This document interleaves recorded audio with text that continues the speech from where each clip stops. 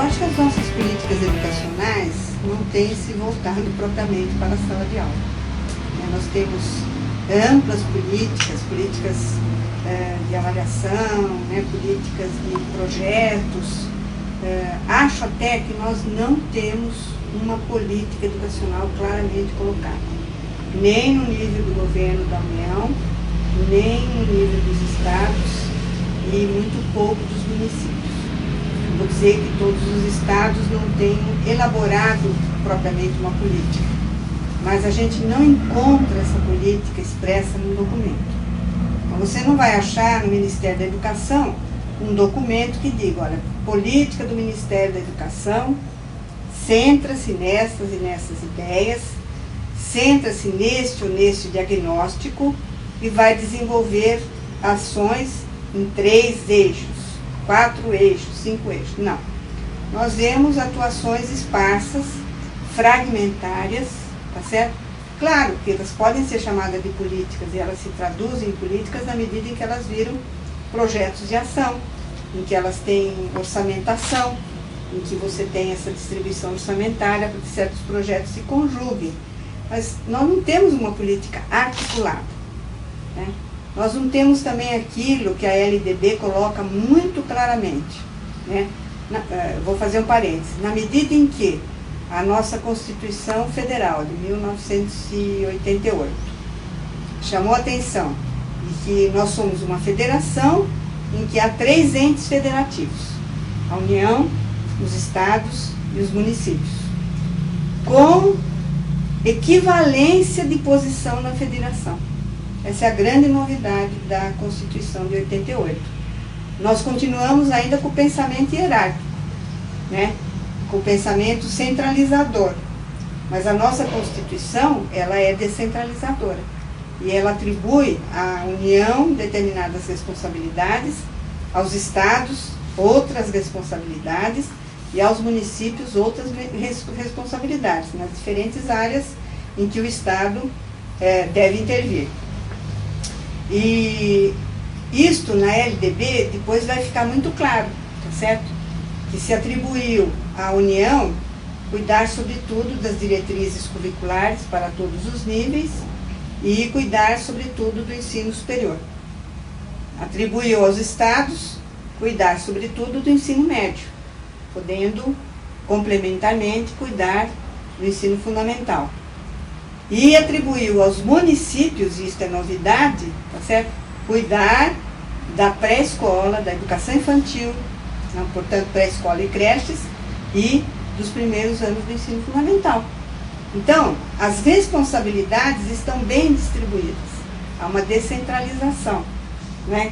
Que toma sentido na medida em que na discussão da Constituição de 1988, a discussão era que se nós continuássemos pensando um país tão desigual, tão diferente, né, como se ele fosse uma coisa homogênea, que nós não alcançaríamos o desenvolvimento desejado, né, pelos nossos constituintes, pelo povo que elegeu os constituintes, que elegeu os deputados, né, e os senadores que fizeram esse trabalho e as comissões que trabalharam nisso. Então, a ideia dessa descentralização, ela era para melhorar a condição de ensino. Porque como que a comunidade pode cobrar da União coisas que ela não fez? O ministro da Educação é um ser quase inacessível para essas populações. Também o presidente da República. No entanto, o prefeito e os vereadores são seres muito acessíveis. Então, a ideia era que as populações das cidades poderiam atuar mais diretamente com os prefeitos, com o secretário de Educação Municipal, né, no sentido de exigir melhor educação, de coparticipar nos processos educativos, né, cabendo à União um papel de complementação, especialmente para as regiões mais carentes, né, e de suporte financeiro. Mas há um artigo na LDB, voltando ao que eu queria falar, que diz o seguinte, que dever-se-ia desenvolver processos de articulação entre os 3 poderes. E que esses processos de articulação, eles mereceriam uma regulamentação. nunca isto foi tocado. Tá? Então, a forma de você articular, por exemplo, processos da saúde, né, processos do transporte, processos da educação, nos 3 níveis, nunca se fez essa regulamentação. E isto seria papel do Congresso Nacional. Né? Claro que pode ser estimulado pelo Executivo, seja pelo Presidente da República, seja pelo Ministro da Educação. Mas essa ideia de desenvolver, né, um consenso em torno de como essa articulação deve se pôr, nunca foi uma discussão posta. Nós tendemos mais a levar para o caminho de uma centralização excessiva, no meu entender, o que pode prejudicar, eu acho, certos processos educativos que exigem assim, uma presença muito forte, né, ali para seu encaminhamento, monitoramento, tá certo?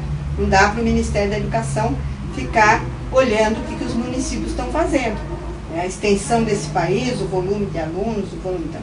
Então, mas essa articulação, União, Estados e município, ela necessitaria ser feita. Se nós não assumirmos um consenso de que educação é uma questão suprapartidária de interesse vital para o país, tá certo? Nós não caminharemos para discutir essa articulação de modo conveniente, porque a articulação, ela presume que não haja um mandando no outro.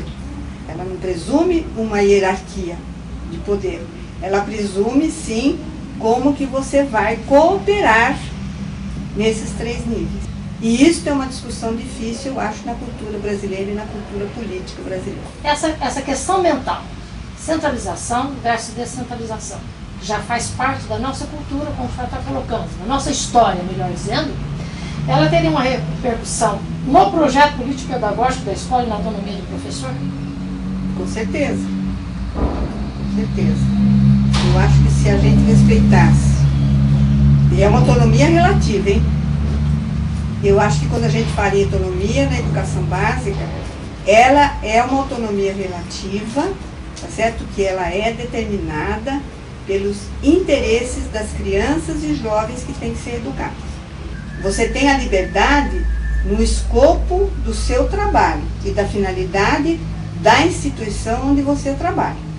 Né? Então, a finalidade das redes de ensino é ensinar. Desculpa, eu não sou excessivamente conteudista, mas eu acho que sem conhecimento, hoje o cidadão não consegue se colocar no mundo. Nem saber dos seus direitos, nem das suas responsabilidades. Muito menos de se inserir nesse mundo do trabalho que está se sofisticando e mudando. Então, o papel da educação básica, tá certo? Realmente é fazer a iniciação das crianças e dos jovens nesse processo civilizatório, né, onde leitura, escrita, cálculos, história do país e do mundo, conhecimentos da geografia, se colocam através dos conhecimentos. Então, acho que nós poderíamos pensar a autonomia da escola, tá certo? No sentido de ela cumprir com a sua missão. Os professores têm um papel social importantíssimo, eu acho que fundamental, de levar esses jovens, essas crianças, a um nível de conhecimento suficiente para que elas se autonomizem.